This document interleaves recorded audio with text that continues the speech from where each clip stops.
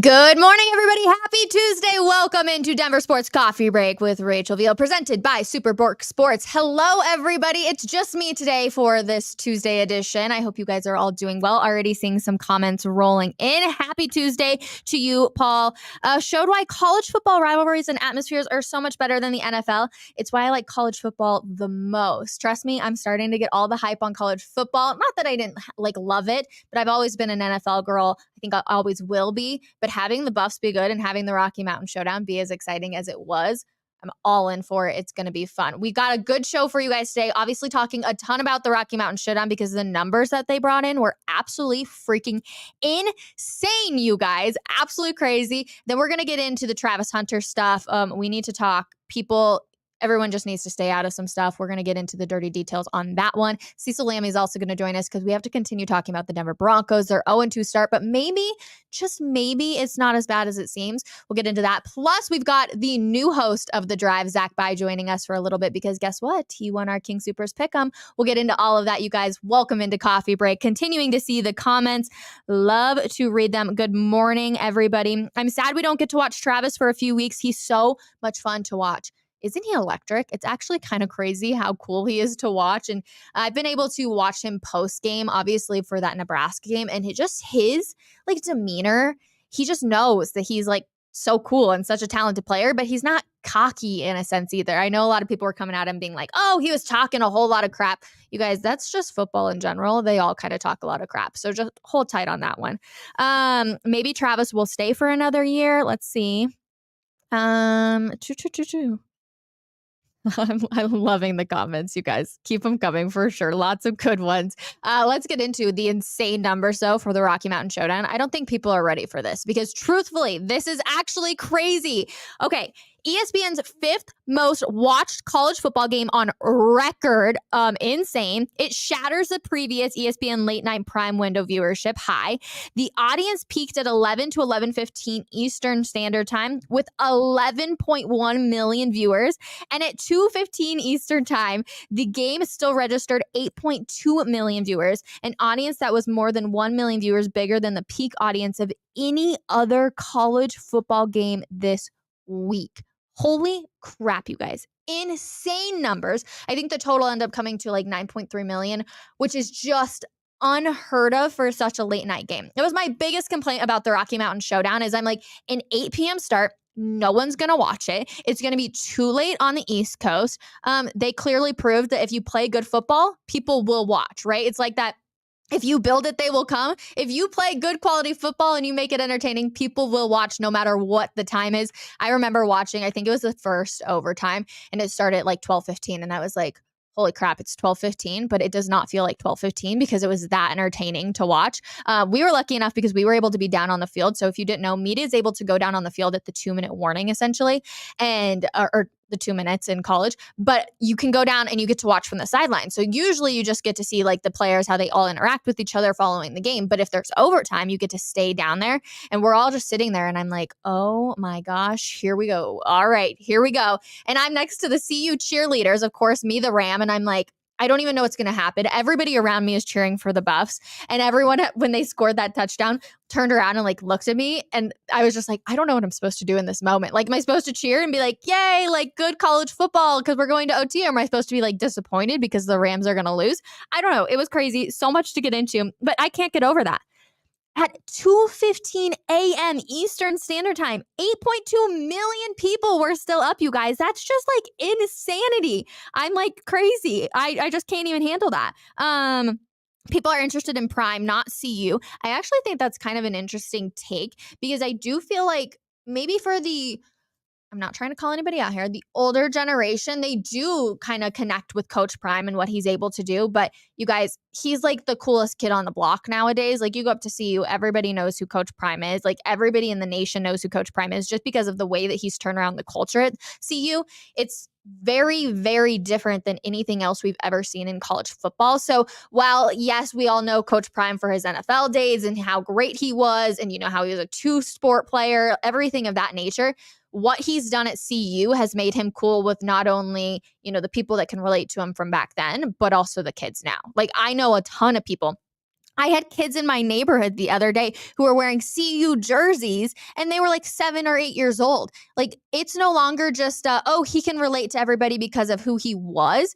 It's turned into this whole entire thing of, oh, he knows what he's doing. He's flipping the script on how college athletes should be treated, on how programs should be. And he's showing that you can do it while also being a cool kid. And also, like, do you ever see a lot of college athletes like rolling up in their Rolex being like, all right, everybody, like, let's buckle up. I'm going to prove it to you. Like, let me show you my Rolex. No, it doesn't happen. Let's see. Prime said it. The players are at CU because he's there, but he can make Boulder the next Athens, Tuscaloosa, or Ann Arbor. Interesting. I don't know if that can happen. I mean, there's such tradition with a lot of those, like Michigan, Alabama. It would take many, many years, and I just don't think Prime will be around long enough for that to happen. But definitely is an interesting thing. Let's see. I even gave Rachel congrats on the win before the end of game. Yeah, trust me, I appreciated it because it was a little tough to go out there and watch for sure. Let's get into kind of the dirty part of this. That's what's happening. We obviously all know about Travis Hunter and how he's going to be out 3 to 4 weeks. But you guys, we have to get into this because this is just ridiculous. By the time the game ended on Saturday, both Henry Blackburn, if you don't remember the questionable / dirty hit that happened on Travis Hunter that essentially sent him to the hospital, and his mother's cell phone numbers had been published on the internet. They've been undated from threatening calls and text messages, and Henry's campus address and his family's home address were also published. Now, there's a ton more on that. Essentially, if you go onto X or Twitter nowadays, there's like a whole tweet thread about essentially what's been happening to Henry Blackburn. You guys, no matter what, I get it. It was a dirty hit. It shouldn't have happened. But no matter what, this is not okay to do. It is not okay to threaten the livelihood of somebody because of a football game. It is not okay to publicize somebody's address or phone number because of a football game. Like, there are crazy people in the world, you guys. Like, under no circumstances is that okay, regardless. And even Travis Hunter, we're going to get to his clip in a moment. He had the most like calm, cool, collected way of essentially saying it's a football game. Like, things are going to happen. He was on, I think, just a live stream with Bleacher Report. So we'll take a listen to that. But again, under no circumstances is this okay, you guys. It's football, though. At the end of the day, stuff like that's going to happen. So I just stay humble. I mean, hey, he did what he was supposed to do. It's football. Something bad's going to happen on the field sooner or later. We just got to get up and fight again. That's what I try to do. Get up and fight. Good thing the doctors stopped me, because if there was no doctors there, I would have still been out there playing. But I'm thankful for everybody that helped me that day. Yeah, boy, it's going to be a speedy recovery. Cecil Lammey now. Cecil, good morning. How are you today? Hey, day's still punching, but I'm here. How are you doing?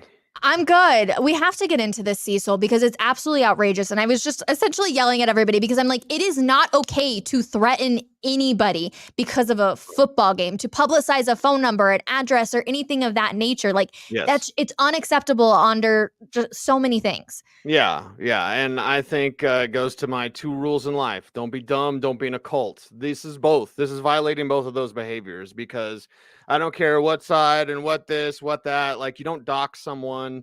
You don't send death threats to someone. This is natural human behavior. Like, when you're behaving differently, we need to call these people out. They need to be prosecuted to the fullest extent of the law. Like, this is just ridiculous. Like, we're glad that Travis is going to be okay. Yes. We're not happy about the dirty play and the way that CSU approached this game with dirty play. I'm very convinced of that. But there's no way anyone should be participating in life this way. And when they do, we need to call them out. We need to prosecute them, like all these sorts of things. Okay, so you say you're positive. I think, I don't want to put words in your mouth, but you assume that they had intention of doing a dirty play. Is that what you're saying? I'm saying that you go into this game, and this is football, okay? Yes. And this is the dangerous part of football. And I've often told people who are really big fans, like, you don't really want to know how the sausage is made, because people will bring up stuff like Bounty Gate. Every team did that. Sean Payton just got caught with the Saints, okay? When people say, oh, they were targeting, yeah, it's football. You go into the game with the intent of taking out their best players. Now, maybe it's not a directive, but it's kind of unspoken. And that's just the nature of this game. And we see this in the NFL too. So like, let's not just say that, oh, this happens in college or anything. It happens in football all over. Who needs to lay down the law? Is that the league? Is that the NCAA? Is that refs that need to be, on some of the hits we see? We're seeing it with Kareem Jackson. Like essentially he's going to get a huge fine, not suspended, but a huge fine. Who lays down the law here? Yeah, in the NFL, it's the commissioner, right? Who's, lays down the laws that sometimes don't make any sense. Yeah. So yeah, and Kareem Jackson not getting suspended, it's like, we all like Kareem. I'm not saying this, because we don't like him. Like, we all like him, but dude, you just can't do that anymore. So big fine, suspension, whatever. Just stop the behavior. NCAA is a joke. It's an organization. They're an absolute joke. They're corrupt. Like, it's just terrible. And college football needs to get away from that as soon as they possibly can. That goes down to officials on the field. Targeting policies, like they kick guys out of college games all the time for hits that aren't anywhere near what happened to Travis Hunter. So yeah, that goes to an official's call, and the NCAA is a joke. So yeah, that's where the law needs to come down. It's one of those hard things because it's the game of football, but you're also like, this is people's health we're talking about. Like, football's already just physical, but it shouldn't have an impact on somebody's overall health. And so it's this really fine line, I feel like. And I don't know. I get so frustrated because people are like, well, like they don't understand this is going to affect the game and affect the season. Travis Hunter is going to be out. And I'm like, yeah, but you're also talking about somebody's life and their family that has nothing to do with the play that happened on. So it's always just a fine line that you try to juggle. But yes, nobody should put anybody's address or phone number out online. I've actually had that happen to me. Don't appreciate it, you guys. Don't do it. Let's just move on from that one. The other big news, though, is actually in the NFL, Cecil. Dalton Reisner is headed to Minnesota. He ends up finally signing a gig. I love that you do this because everybody in the media loved Dalton. He was always respectful. But people were like, why is it taking so long? What's going on? Why did it take him so long to land a job?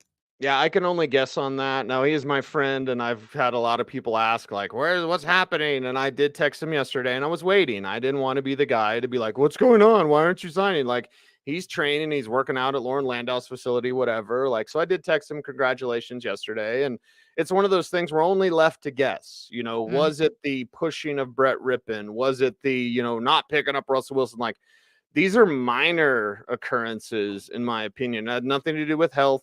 And that had nothing to do with play on the field. So you start for 4 years and you're a good starter, even though he's my friend, I'm not going to be like, he's the greatest ever. Like, no, it's started as a rookie and things looked like they were going in a certain trajectory. They kind of leveled off for various reasons. I can blame Butch Burial for a lot of things with that, but that was only 1 year and that was his final year. So whatever, the deal is done. He's got a new job and we wish him well. And here's the negative again, back to the don't want to know how the sausage is made. The NFL doesn't have to pay him now if they cut him.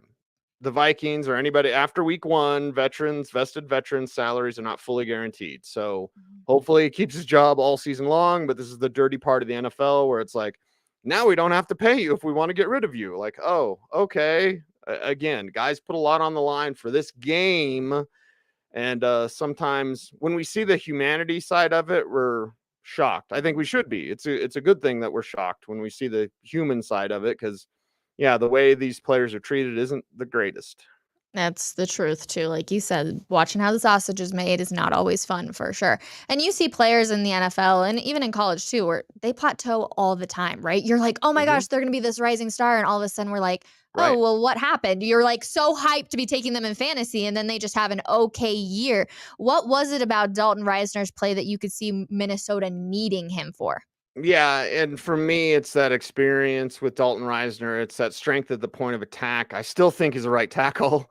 He's a right tackle at Kansas State. He played inside at guard. He had to cover. There were a lot of things that he helped out with Garrett Bowles. I don't want to say cover because then Garrett Bowles, people will get mad at me. But it's like Dalton Reisner did a lot of good things for Garrett Bowles. And I think Garrett listened to him. And that's a good thing. That's a positive. The Broncos specifically put Dalton Reisner next to Garrett Bowles. There was a reason for that. And I think it was that influence, that, mentorship, that intelligence. You get a lot of good things with the Dalton Reisner on your team. I wish it could have worked out here. It's just one of those things that it wasn't going to work. So, we wish him well in Minnesota. Here's the thing with this Broncos team, and we talked about it yesterday here on Coffee Break. It seems like they don't have an identity. Like, right, there was the idea of what we thought was going to be this team, but now that we've actually seen it, I feel like we're all over. It's like one quarter they're here, one quarter they're here, one quarter they're here. Why is that by Sean Payton saying, hey, I don't want defenses or teams or head coaches to be able to figure out this team? Or is it because they truthfully don't know what their identity is because they don't know what they have yet? Sean Payton doesn't know what he has. And I think he's disappointed in what he does know. You know, what he does know about this team has disappointed him because you can't do what you want them to do. Again, it's 2021 Saints. It's not going to be the Drew Brees Saints. They can't be the Drew Brees Saints. But here's the problem. We set up this entire offseason. The Broncos are going to be run heavy. They're going to run the ball down your throat. They get to the second half with a lead against the Commanders, and the Commanders are better than people think. But Javonte Williams has 4 carries in the second half. Jaleel McLaughlin looks great on 1 carry, doesn't touch the ball again. Samaje Perine, 1 carry. Like, none of that makes sense. And to put it in Russell Wilson's hands with the lead, like Russ did his thing, and it worked with the kids. It worked with Marvin Mims. That was working. It was hot. It was fun. It was the most fun I've had watching the Broncos Eddie, than I've had in a long, long time. And then they went away from that. Why? They don't know who they are. You need to lean on the ground game. That's going to help your defense. The defense looked poor, but it helps your defense when you can run the ball, use up the time of possession, keep your defense fresh, and then force, because Washington ran. Sam Howell had 30 passing attempts in the first half. He had 39 for the game. Yep. They ran when they were down, which is very unusual, but it obviously worked. Denver with the lead didn't run, and that's why they lost. Are you blaming, I don't know, Cecil, are you somebody who points fingers? I feel like you're very, okay, sure. Okay. Are you pointing fingers at Sean Payton then? Because a lot of people are pointing this at Vance Joseph. Yeah, and I get it. VJ, it was always a lose-lose for Vance Joseph. I mean, put in Rex Ryan and he wouldn't be getting as much grief. Like, just coming back to Denver, taking over that defense, and then the realization, and some people are hesitant to realize this, but we need to profess this as truth because it is the truth. When your offense is better, it puts more pressure on your defense. Last year, the offense stunk. So when you played the Broncos, you scored 20 and you shut it down. Right? Sound like Chuck D there, like shut him down. Like when you play the Broncos now and they put up 30 some on you, you got to score. And that's going to put more pressure on the defense and they're going to not look as good. That's why it was always a lose-lose for Vance Joseph. Is VJ part of it? Yes. Get better, dude. Like, come on. You had 1 good year in Arizona. That was it. Terrible in Miami, terrible with the Broncos, largely terrible with Arizona. Like, come on. And I like VJ. Okay. But the bottom line is this. This comes down to Sean Payton. This is a Sean Payton multiple mistakes that I was not expecting. But he's got to come to the realization, your older guys, they can't get it done. Your young kids, they haven't done it. I don't care. They're the playmakers. Go to them. As the thing with Vance Joseph is everyone's like, well, he's such a great guy. Like, he was so good here in Denver to everybody. And it's like, okay, that's great. I'm happy he is. I love his shoe game. But at the same time, if you can't win football games or help your team win football games, then what's the point? There's plenty of people that are jarring at the opportunity to get into the NFL and be a coach. Going back to Garrett Bowles real quick, were you at all surprised? Because it seems like people are really surprised that Mike McGlinchey came in here and essentially just took that leadership role for the line. I'm not surprised by this at all. We haven't really heard from Garrett Bowles. We know that he can be kind of an emotional person and he hasn't talked a lot during losses, but I'm not surprised that McGlinchey comes in here and is like, nope, this is going to be my line. I'm going to be the one that talks. I'm going to speak for the line. I'll say this. It's my belief the team doesn't want you to hear from Garrett Bowles. Ooh. That's my belief. Again, and I like Garrett. I think Garrett is a good man. Garrett has overcome a lot in his life to get to the point where he's at. He's had great success, right? And I'm very happy for him, very happy for his family. He's a good man. He's a good man. But there are certain times where you need to be diplomatic, and McGlinchey could do that. And I don't think that's in goals. I don't think that's in Bowles' like skill set, if you will, to, put on that, like, well, before we learn how to win, we got to learn how to not lose. Like, Bowles isn't going to tell you that. Bowles might go off, right? So they're, in a way, and again, I haven't been told this or anything, but I feel the Broncos are like protecting Garrett from himself, which isn't a bad thing, and McGlinchey does take on that leadership role, and he needs to be better. He's not great in pass protection. He never has been. None of this with McGlinchey should surprise you. They paid a bunch of money. Yeah, they paid a bunch of money for a run blocker, and then they don't run. Back to my Sean Payton problem. So, yeah. It's a good one. And the problem is everyone talk about number one pick, and the USC-CU game could be for the Broncos' next quarterback, by the way. The problem with that is... I was wondering if you were going to bring that up, Cecil. I love the draft. I'm Mr. Draft. It's September 19th. I don't want to talk about the draft, but I've done an early swipe. There's 6 first-round tackles, left tackles. There's 6 of them. This is an incredible tackle class, and you might need a left tackle and a quarterback. It's problems. Interesting. Collect your picks, Broncos. Collect your picks. Well, you also are known for your fantasy advice, and lots of people are obviously upset about Nick Chubb last night. Cecil, any advice for fantasy owners? Don't break the bank for Jerome Ford yet, because we shall see if there is a move for a Jonathan Taylor, if there is an addition of Kareem Hunt. The Browns aren't done. So yes, it's Ford. Yes, he had 100-yard games, but fantasy football, like life, is about windows. You only have a certain window. And with Nick Chubb, unfortunately, that window this year was very, very short. With Jerome Ford, it might have been that one game. So you might be chasing. What did TLC say? Don't go chasing waterfalls. I'm old, Rachel, so I hope you know that song. Don't go chasing waterfalls. That's right. See, I'll be left eye, and you be whoever the others. I think I won't go through the TLC lineup, but anyway, don't chase the waterfall of Jerome Ford. I think the Browns might be making a move, maybe plural, to upgrade their running back position. All right, Cecil Lammey, as always, I appreciate you, my friend. Thank you so much. And of course, you can catch him and Andrew Mason on Orange and Blue today, presented by Sean Panda. Always great to have him on. I honestly respect Cecil's opinion so much, so anytime he's able to join, I really do appreciate it. But we need to talk about this, you guys. There is no need to panic. History shows that even a slow start can be overcome in the NFL. All 0-2 teams have made an 0-2 team has made the playoffs in 7 of the past 10 seasons, you guys. I think the most notable one for a lot of people is actually going to be the Bengals, because they started 0-2 on the season. Obviously, look where they ended up last year. I'm trying to not stay on the panic train, but there is an issue with this team not having an identity where you're kind of like, what do we do here? What are we doing? Are we just trying to learn it? Is Sean Payton, quote unquote, rusty because we don't know what his, the identity is? Or was it he came in overconfident on this team? He learned what he has, and now he's like, oh, crap, this isn't what I was expecting or wanted to see. I'm 50-50. I think I told everybody here that I was 7-8 win team. Obviously, I thought that they would get at least one win. To be honest, I thought they would come off 2-0, beating the Raiders and both the Commanders. So the fact that they come off 0-2 on this, you're like, oh, that 7 or 8's looking a lot worse, because again, it gets a lot harder against Miami. Miami is a solid team on many levels.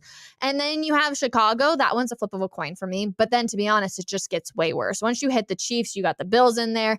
You got the Jets. Even though I know that they don't have Aaron Rodgers anymore, there's still going to be a lot of question marks about that team. It's going to be an emotional game with Nathaniel Hackett coming back. That's kind of going to be a trick game, I guess you could kind of say it away.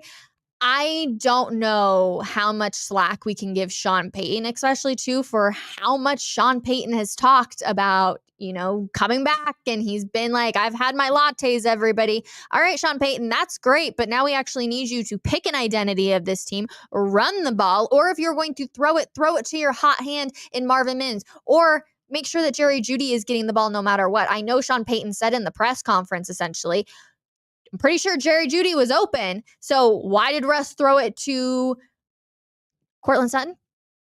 We don't know. We don't know if that was just where he automatically wanted to go, if that's where he just saw because he wanted to get the ball out fast. We don't know the answers to those questions, but we need to figure it out. They need to be able to have an identity for the second half. It was great. Like Cecil said, it was so good that Russ was cooking all of a sudden.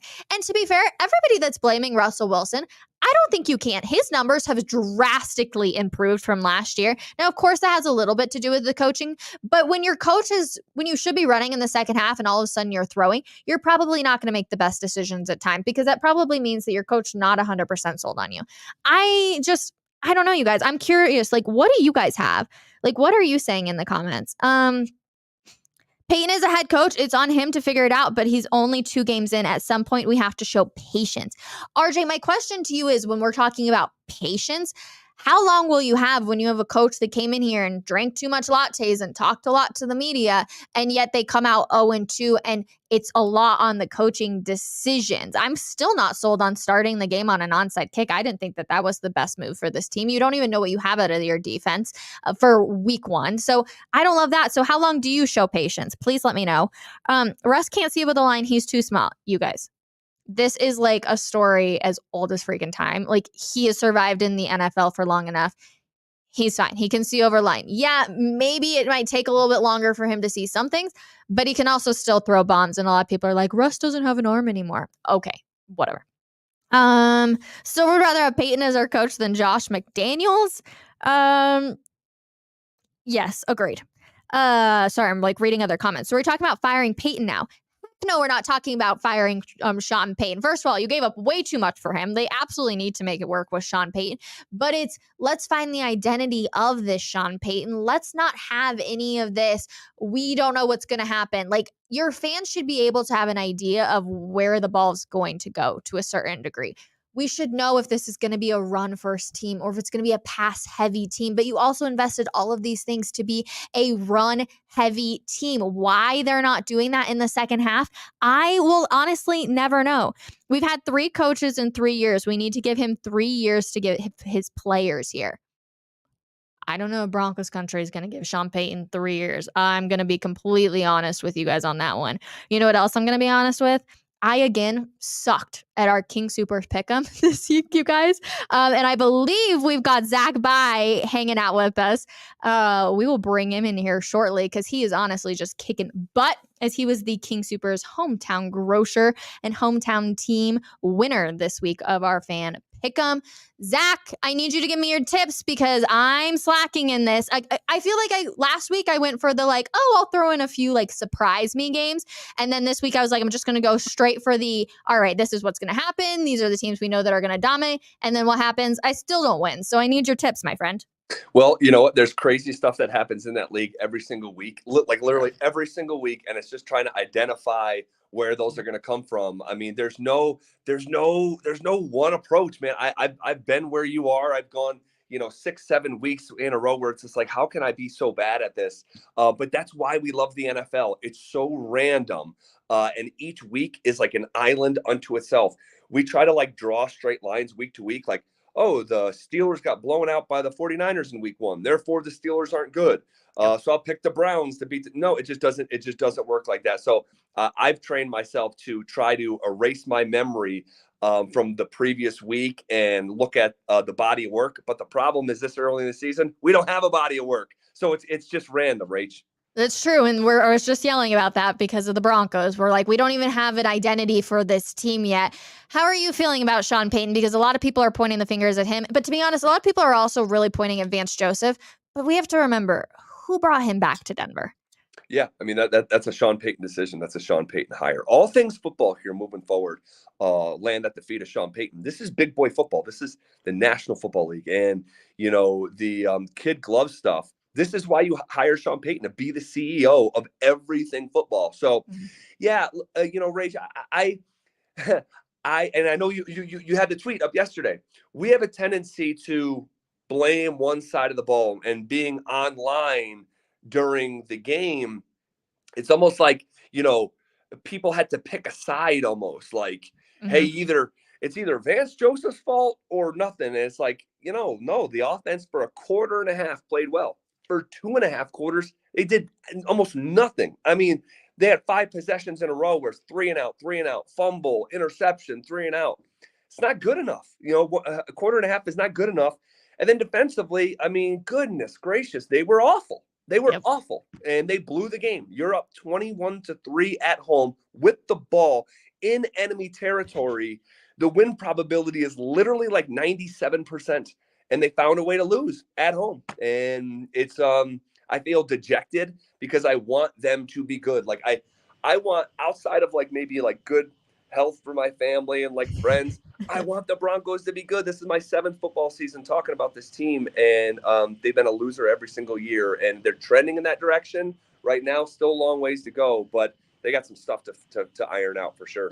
They've got a ton. And Zach, we have to give you congratulations on your new gig starting today on The Drive. My friend, I am so happy for you. So congratulations. Thank you, Rachel. It's obviously, a little bit complicated, and the way that things are. So you try to be sensitive, but it's been a great 6.5 years, and then now it's time to turn the page for the next chapter. And really excited to work with Denver, Colorado's own Philip Lindsay, and he's so excited and bursting with energy, and can't wait to pour myself into this show. It's the only thing I know how to do, is to do the work, and we'll see where the chips fall. My only ask for you, Zach, is that the Stokely and Zach show, I know it's ending. It's just separating right now. Obviously, I'm sure you guys are still going to go back and forth.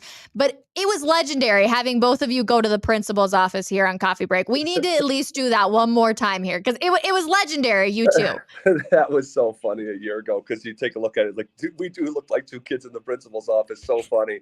We had so much fun through the years. That's like the one constant of, amidst the bad football team that we covered, we had so many laughs and so many great moments with the Nuggets and with the Avalanche, and even with the Rockies at the start of our show, 2017, 2018. Those years were so exciting for the Rocks. So yeah, we had a great run, and nothing lasts forever, especially in local radio. So you can just hope to have a run, and that's what we did. We made our mark. True that. All right, Zach, bye. Appreciate you hopping on with us for just a little bit. Good luck today with Philip Lindsay. Appreciate you. And now we have to talk real quick before the show is going to end. Everyone in Boulder is going to be wearing sunglasses, you guys. Deion Sanders sunglasses have already brought in $4.5 million, with 65,000 to 70,000 of them pre-ordered through Blenders Eyewear. This is just outrageous, you guys. Sunglasses that are just like flying off the shelves, essentially, being like, all right, we got to bring all of these in. I can just imagine going up to Boulder for one game day and everybody's going to be wearing those shades. And of course, Prime doing a great job of marketing all of those. You guys, I did tease that we were going to get into a little bit of the USC CU game. That game is going to be on a Big Fox noon kickoff, or Big Noon Kickoff on Fox. I should probably get that name right. But I promise you, I've got some details about why that game, and this game, this upcoming weekend against Oregon, are going to be a little bit personal again, as we know Deion's going to be saying. We're going to get into that tomorrow. Of course, want to say a huge shout out to Cecil and Zach. Thank you guys to everybody in the comments. You guys were killing it today with lots of great takes. We're going to be back tomorrow morning. Just me again, hanging out 10:30 a.m. for another episode of Coffee Break. Get back to work, everybody. We'll see you tomorrow. Bye.